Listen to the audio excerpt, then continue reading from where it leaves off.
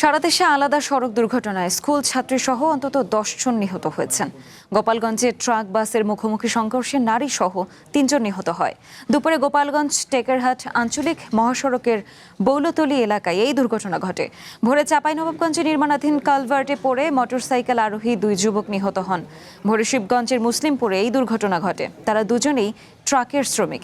এদিকে শিবগঞ্জের কানসাট এলাকায় ট্রাক ও মোটরসাইকেলের মুখোমুখি সংঘর্ষে মারা যান আরও 2 যুবক। সিরাজগঞ্জের উল্লাপাড়ায় ট্রাক পিকআপ সংঘর্ষে পিকআপ চালক ও এক দুধ ব্যবসায়ী নিহত হয়েছেন। দুর্ঘটনার পর হাইওয়ে পুলিশের দেরিতে পৌঁছানোর অভিযোগে মরদেহ সড়কে রেখে প্রায় 3 ঘন্টা মহাসড়ক অবরোধ করেন স্থানীয়রা। এ ঘটনায় সড়ক পরিবহন আইনে মামলা হয়েছে বলে জানিয়েছে পুলিশ। এছাড়া দিনাজপুরের ফুলবাড়িতে স্কুলে যাওয়ার সময় বাসের ধাক্কায় প্রাণ হারিয়েছে 3য় শ্রেণীর ছাত্রী শিফা মনি। শিশুটির মৃত্যুর ঘটনায় সড়ক অবরোধ করে বিক্ষোভ করেন স্থানীয়রা।